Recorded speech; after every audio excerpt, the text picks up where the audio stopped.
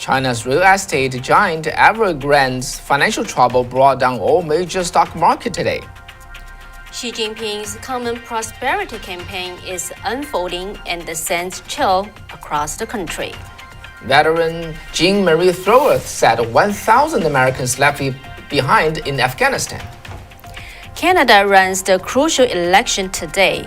Would Trudeau retain his job as Prime Minister? And the feature story, retired ICE special agent told us about the border crisis. And New York City saw a big rally for medical freedom over the weekend.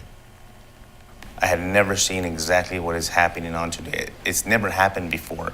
And so it is beyond a crisis. It is now legitimately an invasion of people from over 150 countries coming into the United States.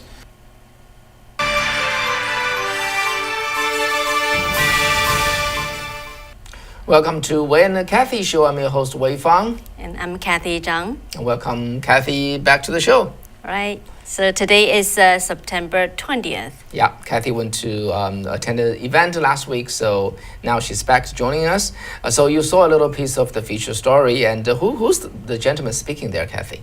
Yeah, his name is Victor Avila. He is actually a former ICE special agent and was shot 3 times by the Mexican cartel in Mexico. But he survived, and the other agent aside him was killed, actually. So, yeah, Victor will share with us his viewpoint of the situation at border right now. So it's very revealing, actually. So I urge you to follow us onto Safe Chat to listen to this feature story. Yeah, that'll be the second part of the show. Now let's move on to the top of the news today. So first, Dow Jones Industrial Average fell by 600 points, 614 to be precise, around 1.8%, and the S&P 500 fell 1.7%, and NASDAQ dropped by 2.2%, all right? And the small cap Russell 2000 declined the most to 2.4%. What happened? Okay, what's the reason? Investors are actually worried about the financial and economic contagion from the potential collapse of a giant Chinese real estate developer.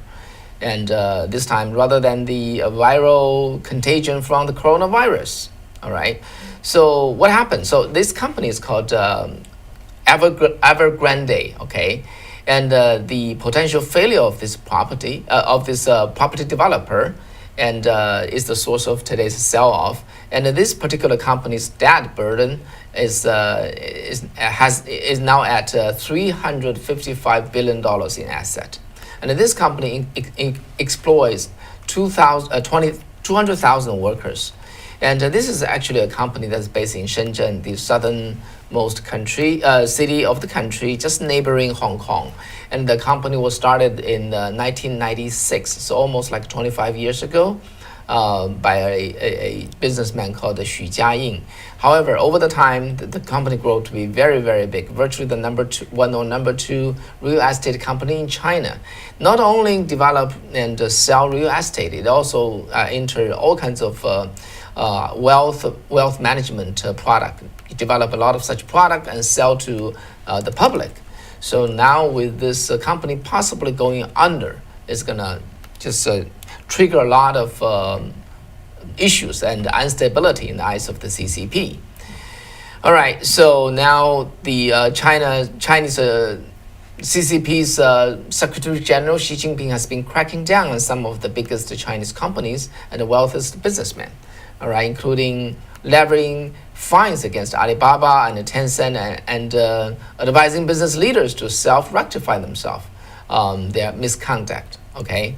Yeah, so the broad stock indexes were down in London, Paris, and Germany. Japan's Nikkei was 0.5% point in positive territory. Okay, now it will bring us quickly to a revisit of what is happening in China, especially on the economic side. Okay, Xi Jinping, the Secretary General of the CCP, actually launched since late August a very, very special thing. It's called the Common Prosperity. What does that mean? Common prosperity means that people cannot get too rich, all right? So we need to even things out. So his proposed strategy or system is called the three allocations.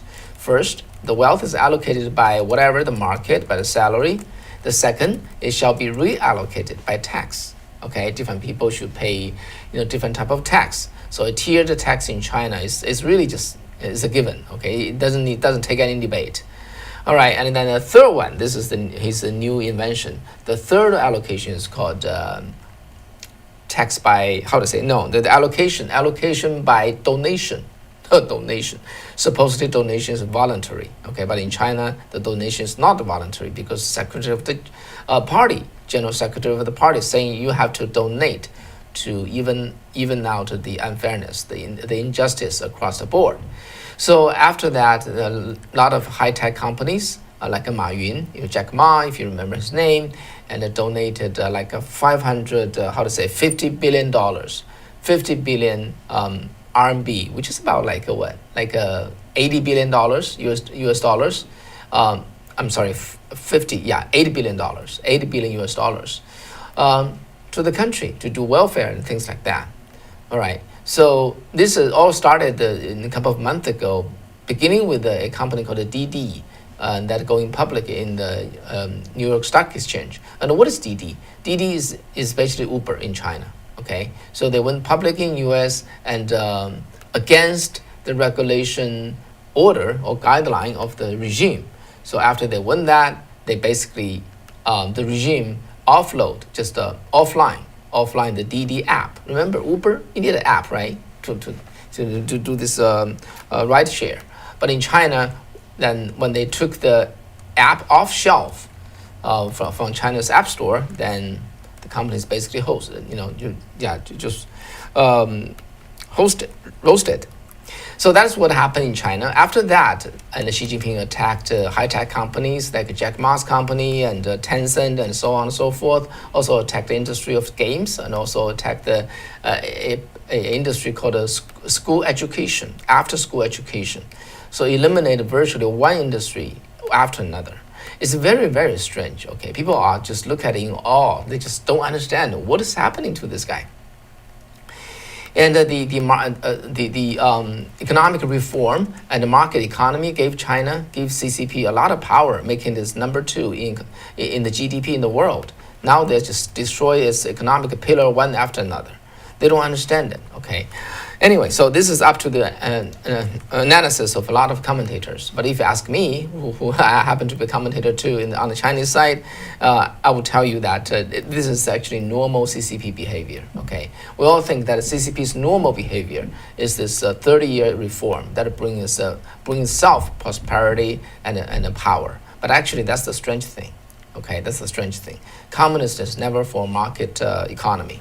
Okay, once they make enough money and they feel they are confident enough, they revert to their original route, which is in Chinese we call it 均贫富. Okay, just even out all the wealth, and they think that's basically their tradition.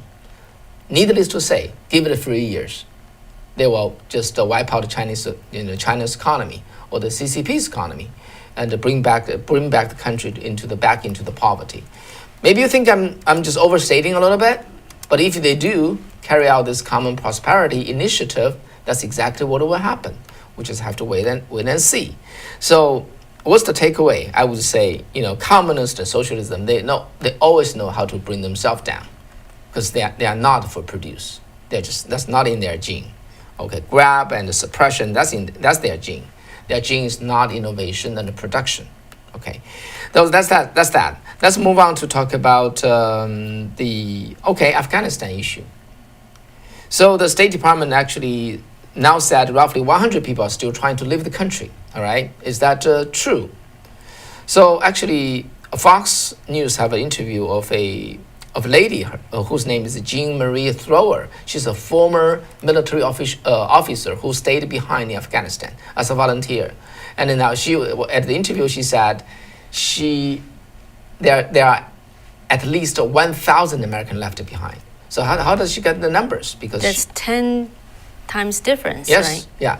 And she said she was appalled by our administration and how they disrespected Americans and our allies. So when the interviewers asked her, how did you get the number? So basically, she just worked with different rescue groups. They each have a rooster. So they add them together. She has the number of at least 1,000. And so multiple group of teams are working together. And she said she's willing to work with the administration in whatever way. But so far, there hasn't been any reach out from the administration or State Department per se. So that's that piece of news. If she's right, you can see that we got a rather serious problem there. Remember back then in the Iran revolution back in the 1978, all right, so we got 66 American held as the hostage over there in Iran, and then now we got 10,000. I'm sorry, 1,000. Okay, now let's move to the Canadian election, which is happening today, and what will happen to the Mr. Trudeau? Yeah, so when Mr. Trudeau announced a snap election last month, that's 2 years ahead of the schedule, his aides were apparently hoping that the lift in approval rating for his handling of the pandemic would translate into a decisive win, giving his Liberal Party the majority in Parliament that it lost in the last election, which is in 2019. And Trudeau, who is currently governing from a minority position in the Canadian Parliament, called for the election in order to secure a majority government for the next 4 years, while polls remain favorable for this Liberal Party. So what happened in the last 2 months? The polls has been tightening considerably, all right? It's really just neck to neck, okay? With a national telephone survey of the voters conducted last week, by a polling organization called Nanos Research. It shows the Conservative and the Trudeau's Liberals neck and neck. All right. So the two parties polled within the margin of error, with the Liberal, garnering 30.5% of the public support compared to Conservatives' 31.2%. Really, really close. And then Conservative leader Aaron O'Toole and Trudeau also statistically tied in Prime Minister preference, okay, with the O'Toole receiving 29.1%. Okay, just remember the number. And Trudeau got 29.4%. Really, they just completely even. Yeah. And So the two major parties have both been largely in favor of the government's lockdown position during the COVID-19 pandemic, and leaving room on the right for the populist anti-lockdown People's Party of Canada to gain support.